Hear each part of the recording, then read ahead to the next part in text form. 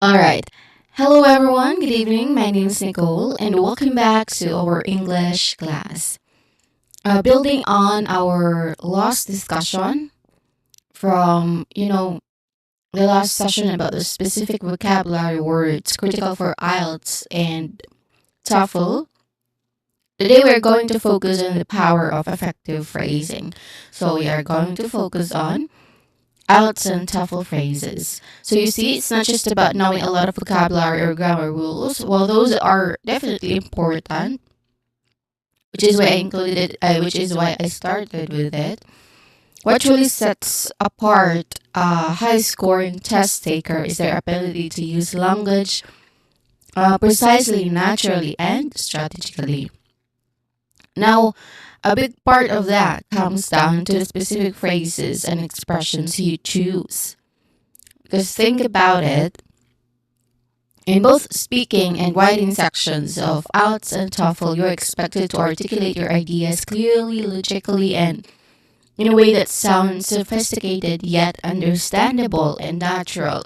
So relying on simple, repetitive, language won't let you get the scores you're aiming for. So this is where you um, carefully choose phrases that you need to that you can use or you can utilize. So remember, mastering these phrases isn't just about memorization in isolation. It's about understanding their context and learning to integrate them naturally into your own expression, of course. So let's immediately start with the first set of phrases which starts with a phrase to begin with. Again, to begin with. So this is basically to introduce the topic. This phrase is used at the very start of the discussion, an essay or maybe a presentation. Usually, it is used, of course, in spoken communication, as it signals to your audience that you're about to introduce them the main subject or the first point you want to take or you want to make. So it's a formal and polite way to kick off your conversation or writing. So you can use this when um, starting an essay or speech. As I mentioned earlier, like you say to begin with, I like to discuss the benefits of something about a topic. You do that. And then you can also introduce the first item on the list. There are several reasons for our success. To begin with, our team worked very hard, something like that. Or maybe you just, when you just want to ask a broad question and need to structure your answer. Like when you say, why do you think reading is important? It's polite. Um, to say, to begin with, it broadens your knowledge, something like that. So, of course, when you try to use this phrase, your tone should be formal to semi formal, something like that. It helps structure your thoughts clearly. So that's why. Pronunciation wise, I'm gonna add some, pronunciation explanation part. Although I didn't include it in the table, but yeah. Anyway, I'm just gonna explain that to you. Well, two is very easy to pronounce, but here it is not the stressed syllable of the phrase. Our stressed syllable is the begin, the word begin.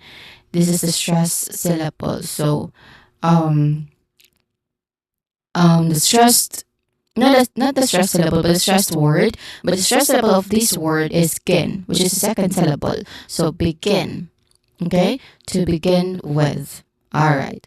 So that's just how you properly pronounce this word because, I mean this phrase because of course we can use it in a spoken communication. So we also try to properly enunciate the words that make up this phrase.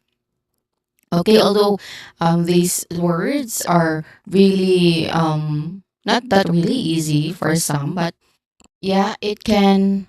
it is simple, and we try to be familiar with how we say these words. Okay? All right. So again, this is to begin with. Again, to begin with. In the with, you use the voice th version. Okay? To begin with. Okay. Next is another key point is, and then you follow it with something. Again, another key point is, well, all of the phrases are not a standalone where it cannot, or it doesn't make sense if you just say it as it is. So it needs additional information. So these phrases that we will be tackling. All right. So going back to number second phrase. Another key point is, again, another key point is, so this is to add an important idea. So you use this phrase when you've already made one significant point and you want to introduce another equally important or related idea. As you know, it helps in developing your argument or explanation by showing that you have multiple substantial pieces of information or arguments to present. Okay? So you try to use this when again you add a second or maybe a third main argument in an essay or any spoken communication. You can say exercising regularly improves physical health. Another key point is that it also significantly boosts mental well-being, something like that. Okay? All right. You can also say this or use this phrase when listing important considerations. Like um, when you say when planning a trip, budget is important. Another key point is also the local culture. Okay, something like that. Or you can also use this when you are in a discussion and you want to introduce a new aspect. Like you say, we've talked about the problem. Another key point is how we can find a solution to that particular problem. All right. Okay. So more on this is focusing on the tone. For same with the first one, formal to semi-formal, it suggests you are building a structured argument or explanation. So just a quick focus on pronunciation. We're gonna focus with you know words in the word or words in the phrases that are um more on content word where we word or words that you might commonly mistakenly pronounce. So we can focus that. We're gonna focus on that, and we're gonna focus here on another. Again, another. So here the stress. This is a stress. No, another.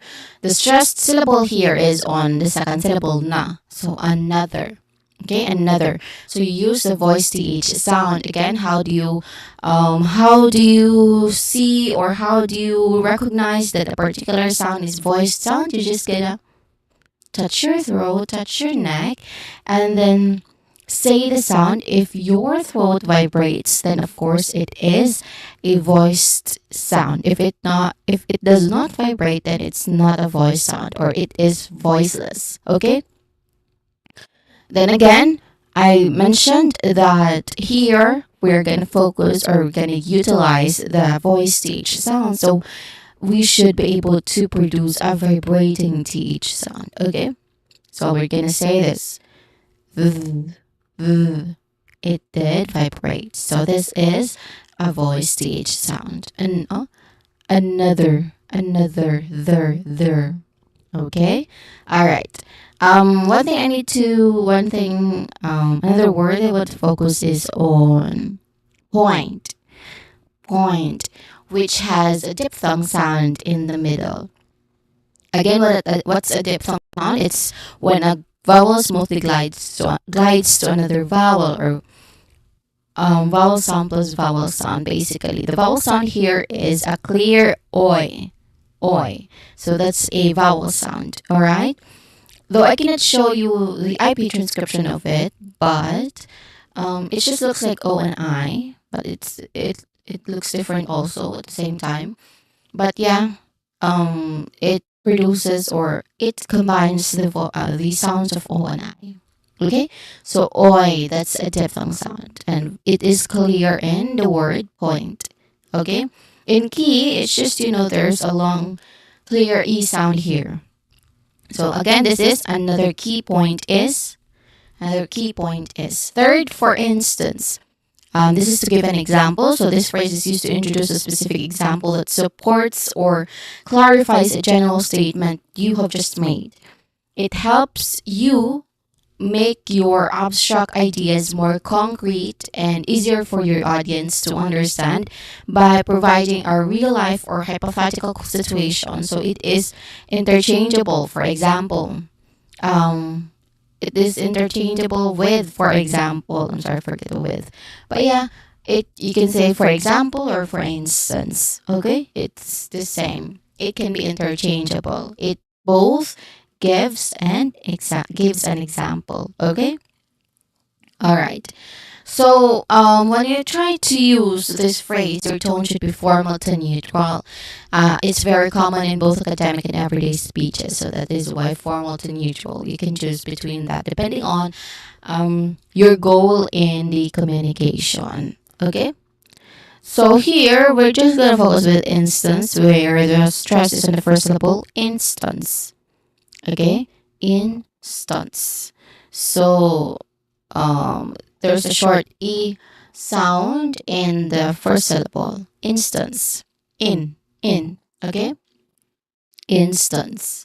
Now you try to use this certain there are many situations that you can use this phrase, of course.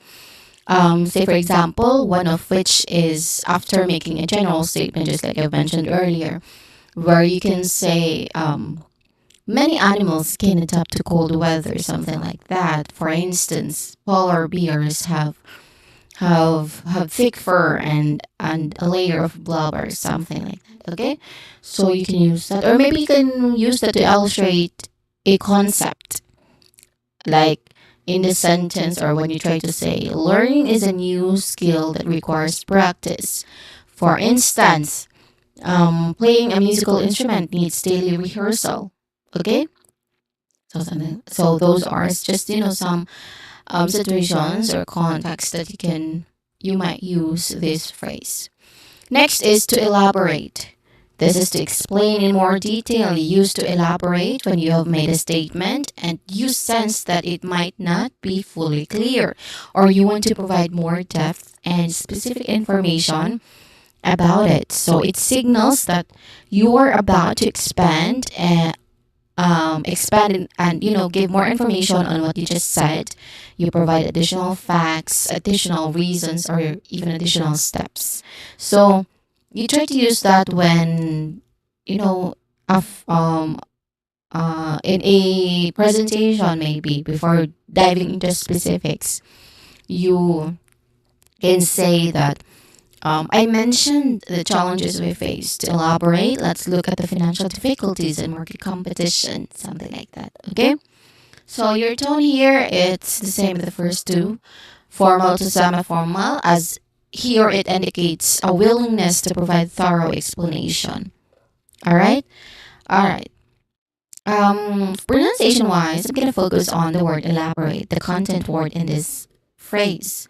Now, the stressed syllable is on the second syllable, love.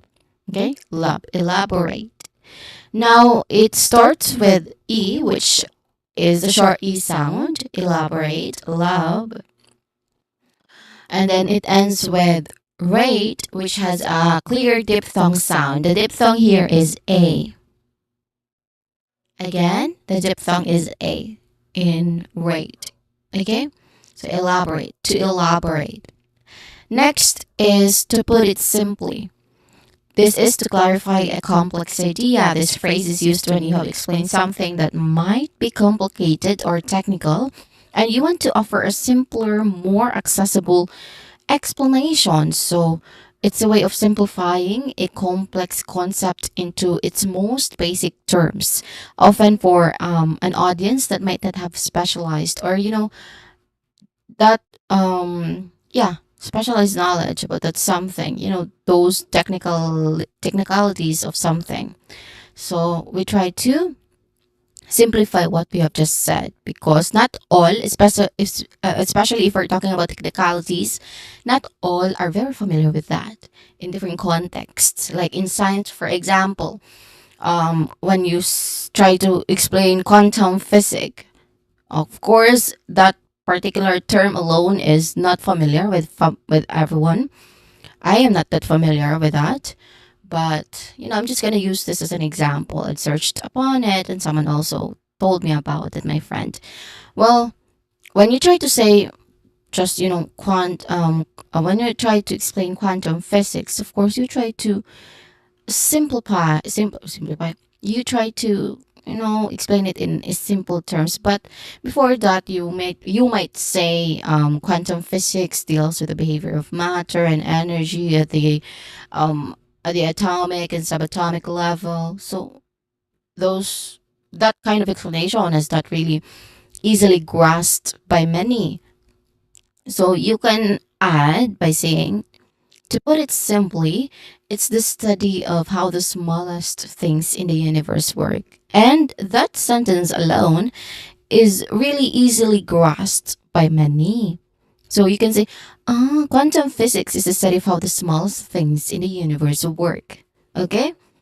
All right. Or maybe you can also use this when you try to make a difficult idea understandable to a general audience, just like what I mentioned earlier, because it's the point of this phrase, to make something or to make everything simple, for many to understand what you're saying. Like you say, um, our new software uses complex algorithms to project market trends. Although that sentence alone can be understand by a certain group of people, but not all. Okay, especially when you're trying to say it in a general audience. So you should add, to put it simply, it helps us guess what people will buy next. Okay, all right. Um, of course, when you try to say this, our tone should be natural to slightly informal, but still perfectly acceptable in academic or professional settings when, clarity is paramount. As, it shows consideration for the audience's understanding. So that's it. I'm going to focus on the word simply here, pronunciation wise. The stressed syllable is first syllable, sim, which has a short E sound, and then pli, the second syllable, has a long E sound. So this is to put it simply. Again, to put it simply. And lastly, we have in contrast. In contrast. This is to compare two different things. So this phrase is used to introduce a point that highlights a distinct difference or opposition between two things or two ideas or two situations that you are discussing. So it helps to draw a clear line between two subjects, emphasizing how they are unlike each other. All right. So you use this when again you try to compare two subjects. So when you try to compare two subjects, or when you want to show opposing views, or maybe you want to discuss different approaches, you use a tone that is formal to semi-formal. And here, when you do that, of course, it is used to create a clear comparison and contrast in your writing or speech. So you do that. Your tone should be formal to semi-formal. It depends on the context and who you are talking to. Okay?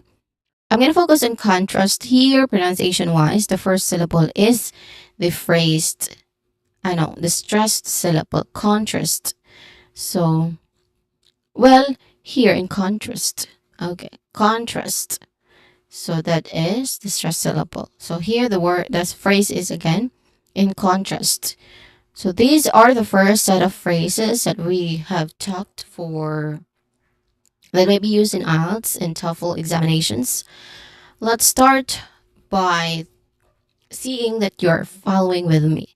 And again, this is time to practice. Let's have a practice drill. It's very easy, everyone. I'm just gonna ask you to read the sentences that will be shown on your screens. Read the sentences with me in your own comfortable spaces. I trust you that you will read the sentences that I will be providing. Okay, that is also for your own good.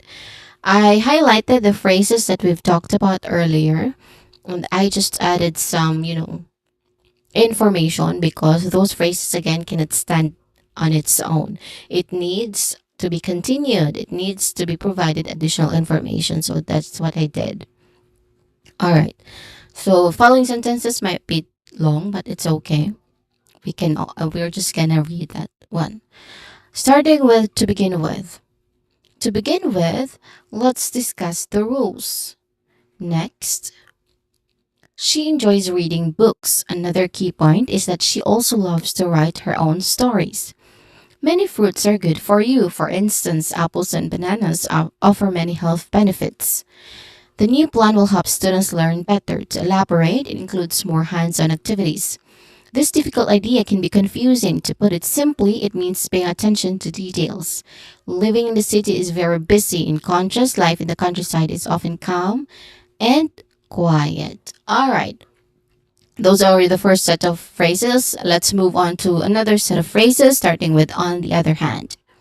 This is to introduce an opposing idea. This phrase is used when you're discussing two different sides of an argument or two contrasting ideas. Basically, after presenting one side or point, you use on the other hand to introduce the opposing or alternative viewpoint. It helps you show balance in your discussion and consider multiple perspectives. Okay? So neutral to formal is the tone here, as it's a standard way to signal a shift to a contrasting idea. And again, it depends on the context and who you are talking to. All right.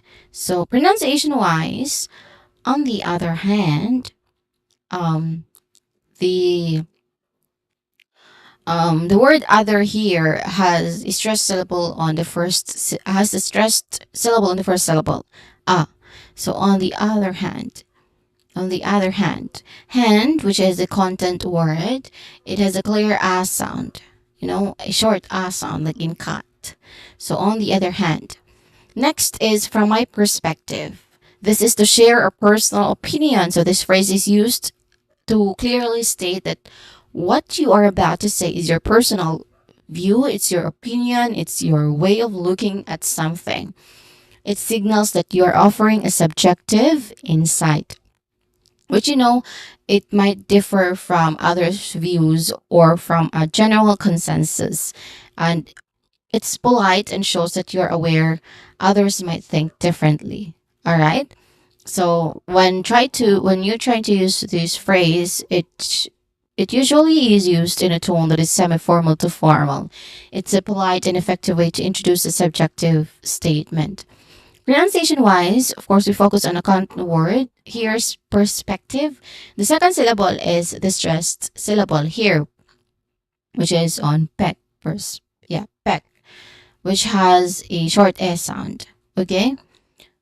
Perspective. The last syllable has a short E sound. So this is, again, from my perspective. The my has a diphthong I. Okay? My, my. So there's a clear diphthong sound here. So this is from my perspective. Third, based on my experience. This is to provide a real life example. So this phrase is used when you want to support a point you are making by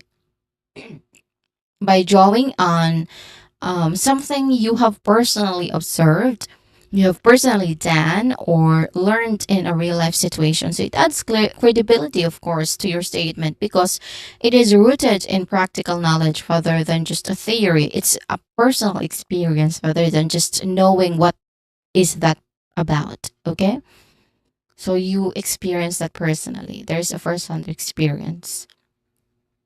So saying this, it lends authority to your statement by rooting it in personal knowledge, and you try to use this in neutral to formal tones.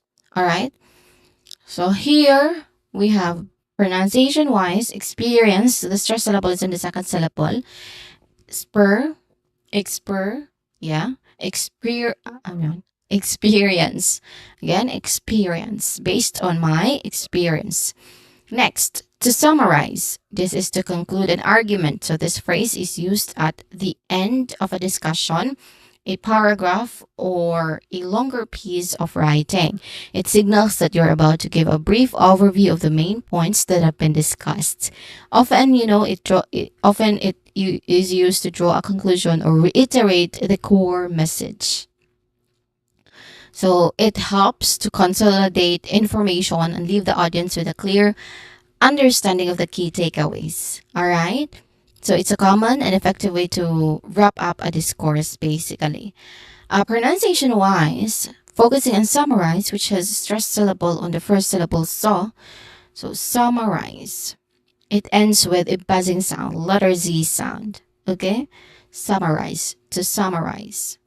Next, it is widely believed that this is to introduce a general opinion. This phrase is used to introduce a common, popular, or generally accepted idea, belief, or even opinion that I've mentioned earlier without necessarily endorsing it yourself. It allows you to present a widely held view, which you might then agree with, or disagree with, or explore further. So, it's a useful way to acknowledge common knowledge or perception. Okay? All right. It's this phrase is often used in discussions where you are presenting established ideas or common perceptions. Pronunciation wise, widely and believed has stressed syllables. Widely has a stressed syllable in the first syllable. Has a first syllable is stressed Y, which has a clear I sound, and I sound here is a diphthong sound. So widely. Believed, on the other hand, it has a stressed syllable on the second syllable, lived. Again, lived. So it is widely believed that. It is widely believed that. And lastly, we have one could argue that this is to introduce a different viewpoint. So this phrase is used to introduce an argument or perspective that someone could reasonably make, even if it's not necessarily your own primary view or a widely accepted fact. It's a polite way to present a counter argument, an alternative, an alternative interpretation or a nuanced point that adds complexity to a discussion. So it shows you're considering various angles. And it's particularly useful in argumentative essays or nuanced discussions. Okay? Pronunciation wise, I'm going to focus on argue, which has a stressed syllable in the first one, R, and then Q, which has a long U sound. So one could argue that. All right. To check your understanding of the second set of phrases that can be used for IELTS and TOEFL, tests, let's have the time to practice. Let's have a practice drill. Same pattern, same process. I just want you to read the phrases with me in your own comfortable spaces there. All right. Online learning offers flexibility. On the other hand, the traditional classrooms provide more direct interaction. The project seems challenging. From my perspective, we should focus on the initial steps first. Learning new language takes time. Based on my experience, consistent daily practice is most effective. We discussed the pros and cons of remote work. To summarize, the outlook is positive but requires adaptation. It is widely believed that a balanced diet and regular exercise are crucial for maintaining good health. While technology has many benefits, one could argue that it sometimes reduces face-to-face communication. And that's the last phrase. So those are the phrases for the second set of phrases for our discussion today.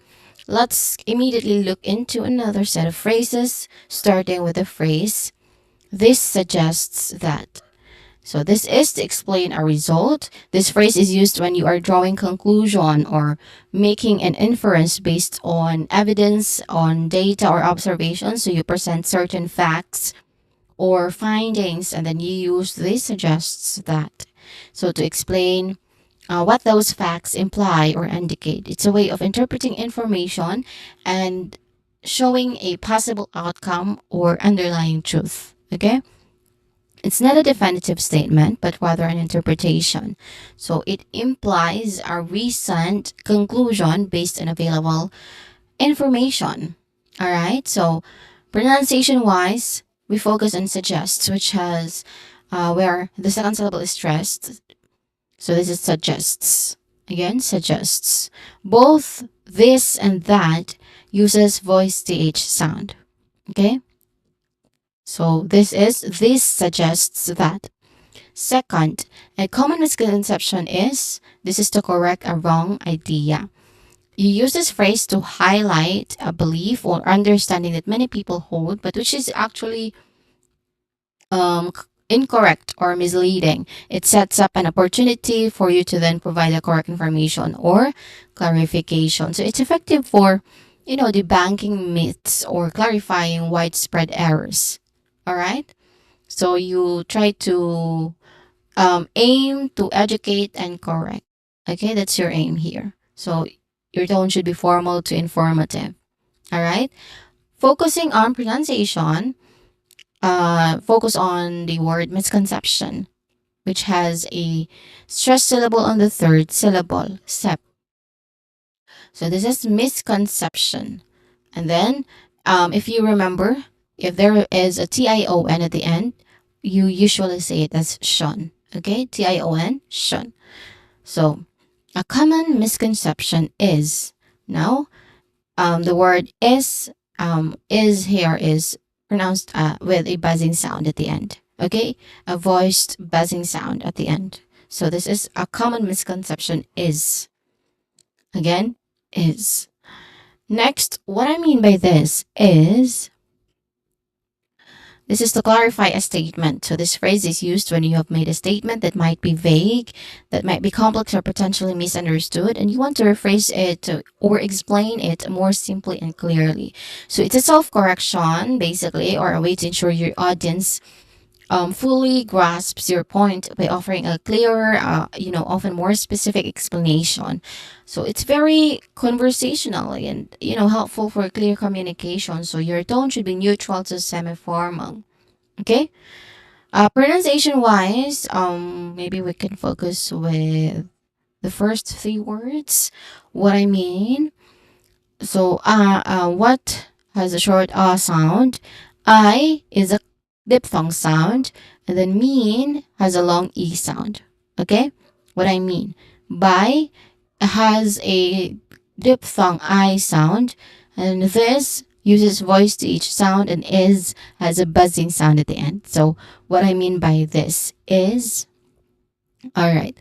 Fourth, a significant factor is so this is to highlight an important point. This phrase is used to introduce one of the most important or influential elements contributing to a situation, contributing to an outcome, or maybe a problem.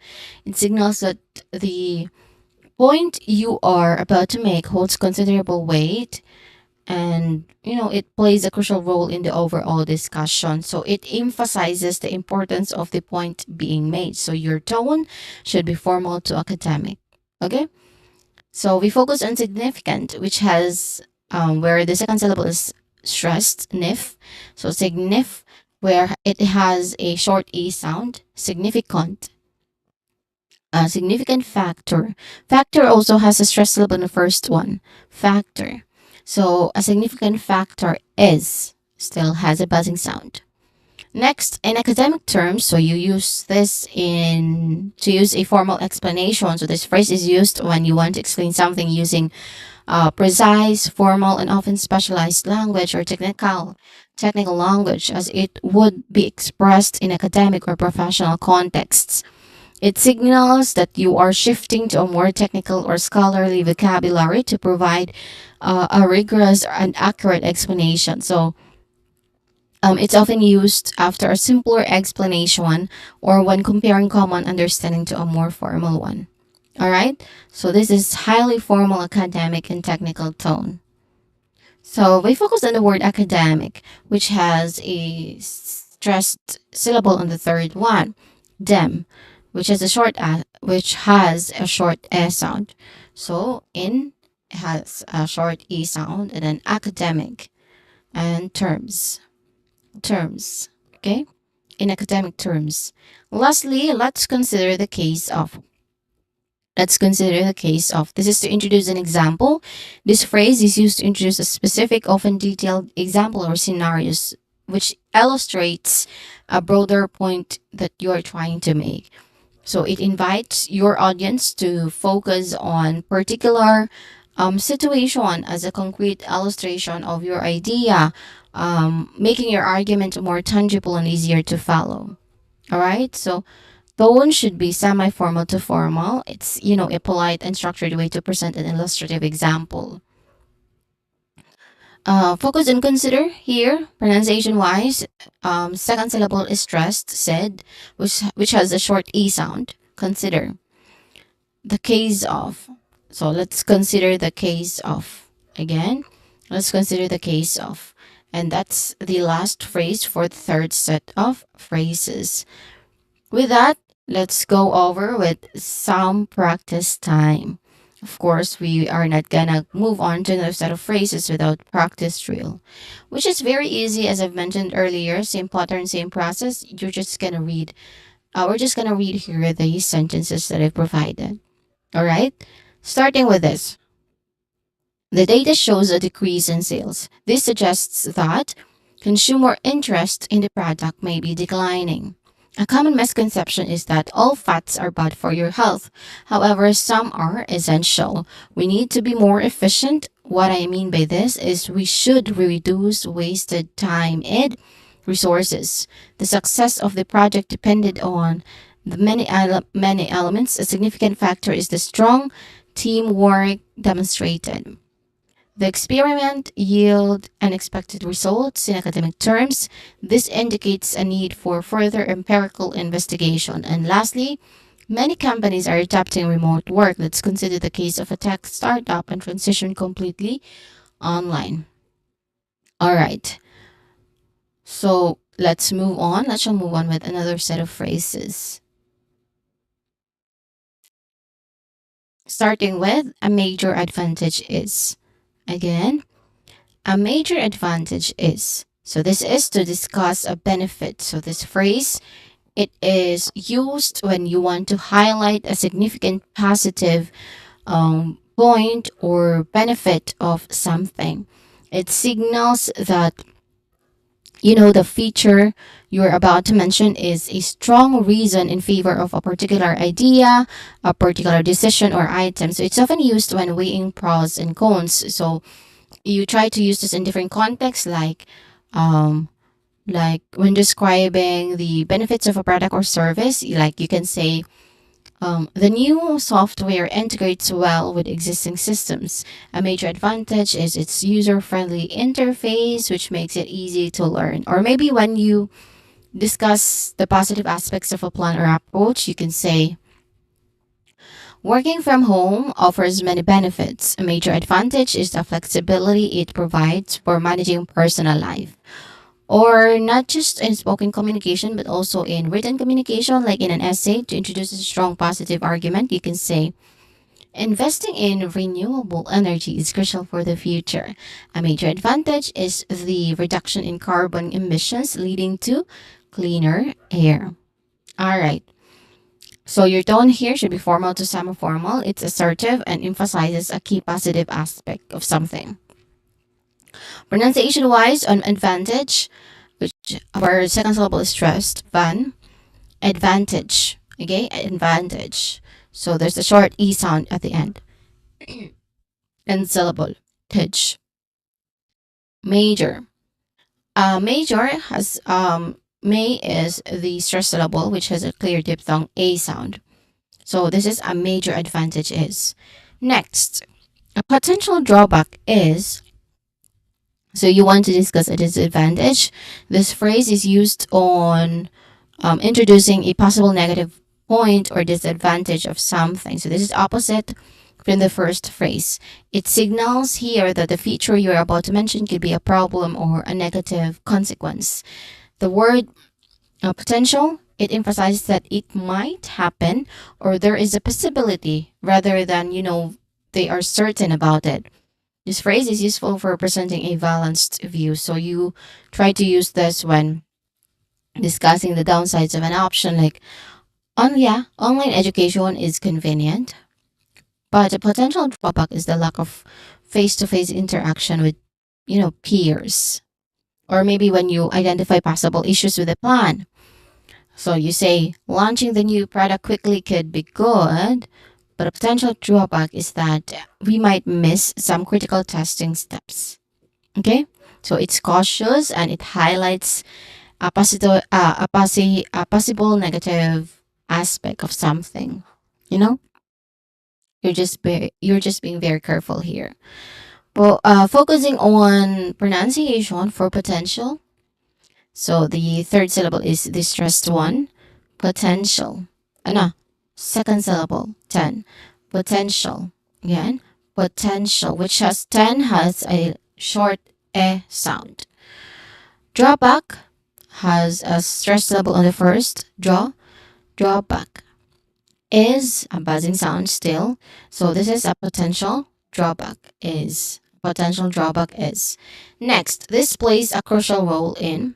So this is to highlight importance. This phrase is used to emphasize that something is extremely important or essential for the success, for the development or outcome of a particular situation or process. So it suggests that without this element, the result would be significantly different or impossible. So here the word crucial, it means vital or decisive.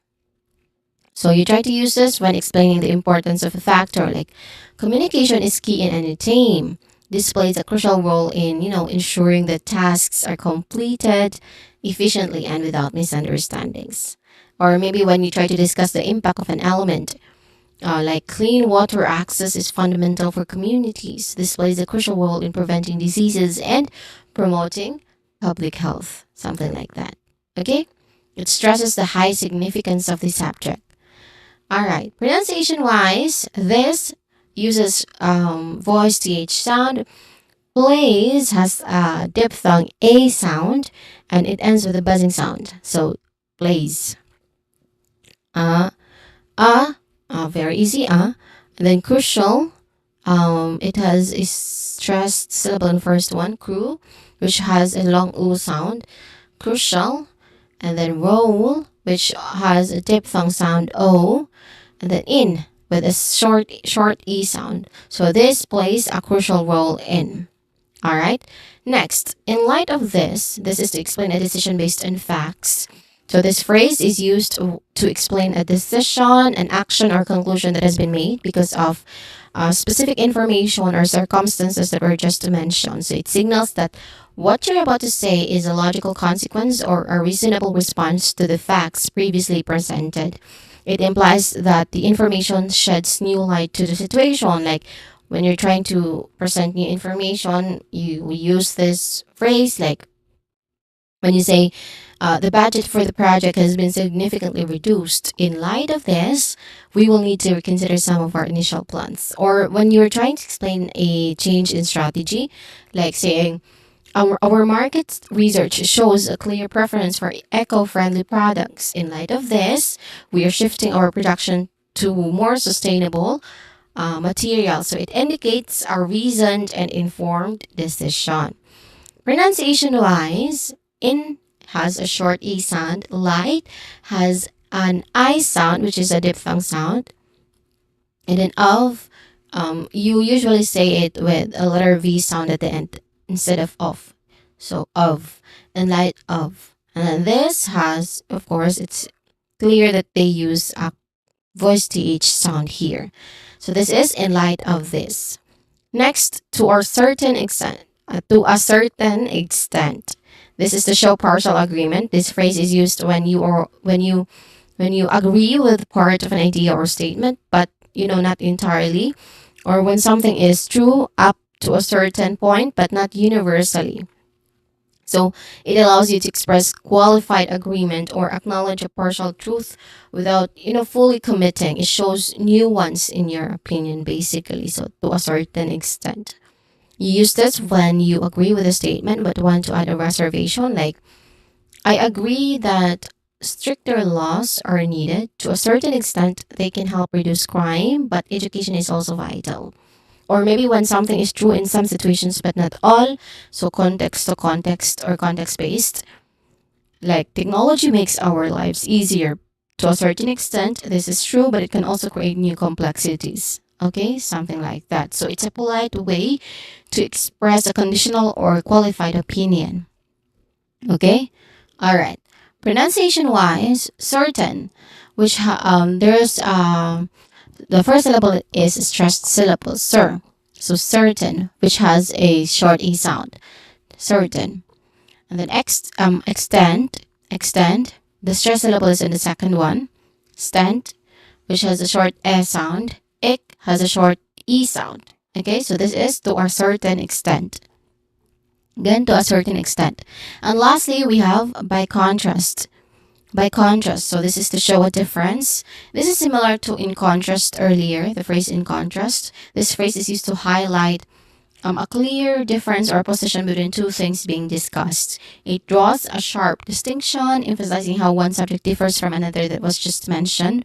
So it's often used when comparing two distinct entities, characteristics, or maybe situations. Okay? You can try to use this when comparing two distinct items, as by definition, you try to compare two distinct items. So you can say the old phone had limited features. By contrast, the new model offers advanced functions and a much better camera quality. Something like that. Or maybe you want to emphasize the differences between two places or ideas, like saying, life in the countryside is generally quiet and peaceful. By contrast, the city is constantly bustling with activity. Or maybe in the context of an argument, you want to present a sharp opposing view. Like some argue for individual freedom above all else. By contrast, others prioritize collective well being and social responsibility.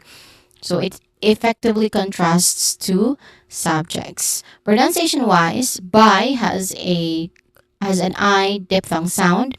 Contrast, con is stressed, and then yeah, contrast. That's the only.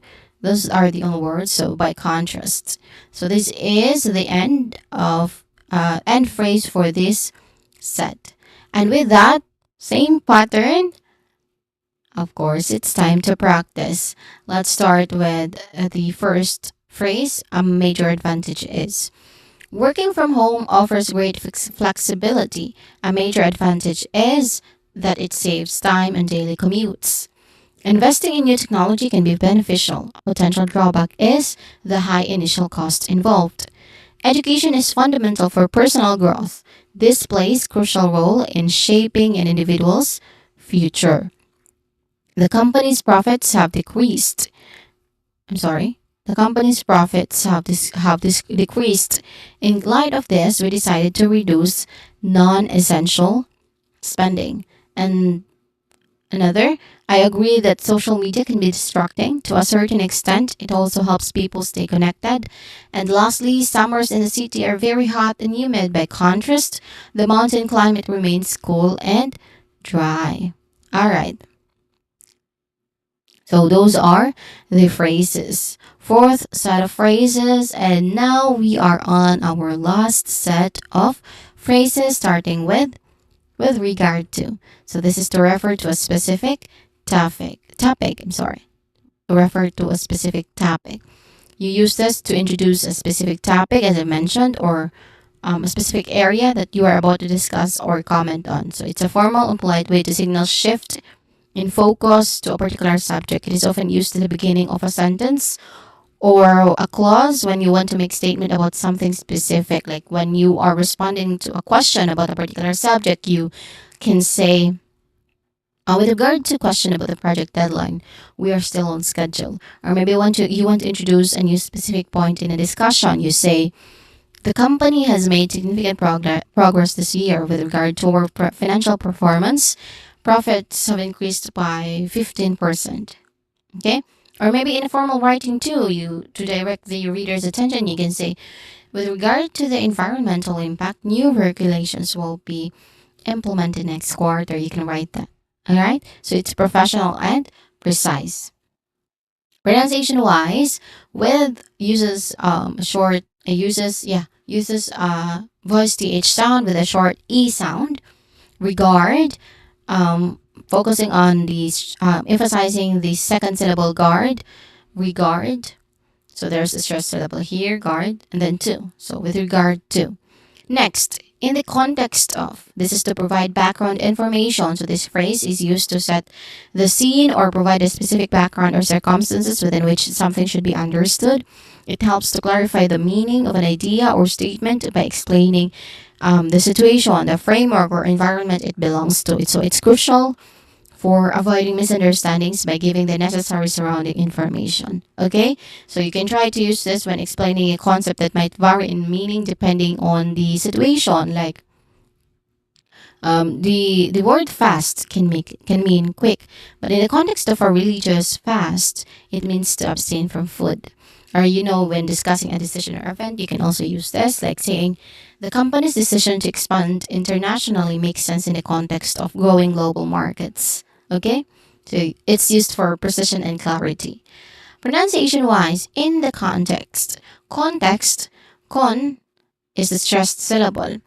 So context of, you usually say it with a letter V sound. So in the context of,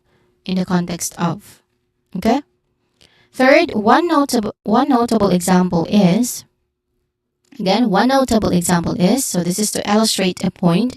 This phrase is used to introduce a particularly good, important, or well-known instance that strongly supports or clearly demonstrates the point you are trying to make. So the word notable here, it means worthy of attention or notice. It suggests that this example is particularly effective or it stands out. It's used to make abstract ideas more concrete. Okay? So you use this phrase you are when you are or when you want to provide a compelling case study, like innovation is key to success in the tech industry. One notable example is Apple, which constantly reinvents its products. You can say that. Or maybe after making a general statement that it needs illustration, you can say many companies are embracing sustainable practices. One notable example is this company. It's known for its commitment to environmental conservation. All right. So it's a strong way to provide evidence or illustration. So pronunciation wise, one has a short ah sound. Notable, no is the stressed syllable, which has a diphthong sound. O. Notable. Example, ig, and then zum is the stressed syllable, then pull. And is still has a passing sound. So one notable example is. Fourth, according to research. So this is to support an idea with facts. You use this to introduce information, findings, or even conclusions that come from a scientific studies or any kind of academic papers or other reliable investigative work. It lends authority and credibility to your statement by showing that your idea is not just your opinion, but it is supported by empirical evidence or scholarly consensus. Okay? Like when you are citing evidence for a claim, you can say, exercise improves mental health. According to research, just 30 minutes of moderate activity daily can reduce symptoms of anxiety. Or maybe in a presentation to back up your points, to make your statements more credible, you can say, according to research, customer satisfaction is directly linked to employee engagement. Okay?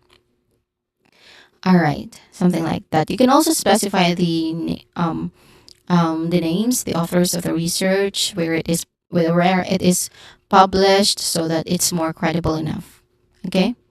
All right. So here, when you want to use this phrase, you imply objective evidence based on information. All right. Pronunciation wise, according, and then core as a stressed syllable, and then deng has a short e sound ending with a nasal sound ng or ng sound. And then according to has a long u sound. Research, re is a stressed syllable which has a long e sound, and then search. So according to research, okay? Fifth, hypothetically speaking. Hypothetically speaking, so this is to discuss a possible scenario. Basically, it introduce you try to introduce a situation that is imagined. It's hypothetical, so it's theoretical or not real. This is for the purpose of discussion or exploration. It signals that you are setting up a what if scenario to consider possibilities, to consider consequences or abstract ideas without asserting them as facts, of course, because it's hypothetical. It's a what if situation. So it's great for brainstorming or exploring complex ideas. Like when you explore possibilities or future scenarios, you can say, hypothetically speaking, if we had unlimited resources, we could build a city on the moon. Something like that. Very unreal, of course. Very out of reality. That's just a what if situation. Or maybe you can also use this when you want to discuss a potential outcome without committing to it. Like hypothetically speaking, um, our main no, hypothetically speaking, if the economy worsens, we might see a rise in employment. Something like that. Okay? So pronunciation wise, hypothetically, which has many syllables, that is the stress syllable here, which is a short sound. Hi has a diphthong sound I.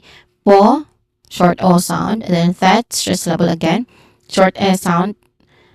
T has a short e sound, and then cli, hypothetically, hypothetica. Oh, yeah, hypothetica. Ka has a short a sound, and then li has a long e sound. Okay? Then speaking, spe, which is the first syllable is a stress syllable, has a long e sound, and then king has a short e sound with an ng or nasal sound at the end. So hypothetically speaking. And lastly, the last phrase for today's session, which is to rephrase that. Again, to rephrase that. This is to say something in a different way. This phrase is used when you want to express something you have just said again, but you are using different words, usually to, make it clearer, make it simpler, or to emphasize a particular aspect. So it indicates that you are making an effort to ensure your message is fully understood by offering an alternative wording. Like when you feel your previous statement might have been unclear, you can say, you can use this phrase like saying, the new system integrates various functions, enhance user experience. To rephrase that, it brings everything you need into one easy to use place. Or maybe you just, want to simplify a complex idea. You can say, the company's fiscal strategy involves asset diversification and risk mitigation. Of course, those technicalities might not be familiar with everyone, with many. So you can say, you can add, to rephrase that, we are spreading our investments to reduce financial danger. Or you can also use this when you want to emphasize a particular point, like saying the project success hinges on collaborative effort. So to rephrase that, teamwork is absolutely essential for us to achieve our goals. So you try that's another example, that's another lens that we should be looking at. So tone here should be neutral to semi-formal. It's helpful and conversational. It shows consideration for the listener. Pronunciation wise, to is has a short O sound. Phrase is the stressed syllable here. Re has a long E sound, and then phrase has a buzzing sound at the end. And then that, which has a voice TH sound. To rephrase that. Again, to rephrase that. Of course, we do not end without a practice drill for the last set of words. Same pattern, same process. We are just gonna read the sentence. Okay? So let's start. With regard to the new project, we need to finalize the budget by next week. Understanding cultural norms is important. In the context of international business, it can prevent misunderstandings. Many companies are embracing sustainable practices. One notable example is a fashion brand using recycled materials. According to research, regular exercise can significantly improve mental well being. Hypothetically speaking, if we doubled our marketing budget, we could see a 20% increase in sales. And lastly, we have the new policy is designed to optimize workflow. To rephrase that, it aims to make our work more efficient. All right. And oh no. All right, and that ends our discussion for IELTS and TOEFL phrases, or those phrases that you can use in taking up tests in IELTS and TOEFL examinations. So we have explored many useful phrases today, everyone, looking at how you to use them to express different ideas and structure your thoughts clearly. So these expressions are valuable for improving your English, especially for tests like IELTS and TOEFL. Remember that regular practice is key to making these phrases a natural part of your communication. I've always emphasized that in every session, that consistent practice is key to improving your English skills. So try to use them when you speak and write. This will help you become more confident and fluent in using English. It's been a pleasure going through these with you. Keep practicing and you will see great progress in your English. If you have more questions later, please don't hesitate to ask. Or maybe now you're open to ask any questions. Do you have any questions in our chat bot? You can type it in. Any lingering questions?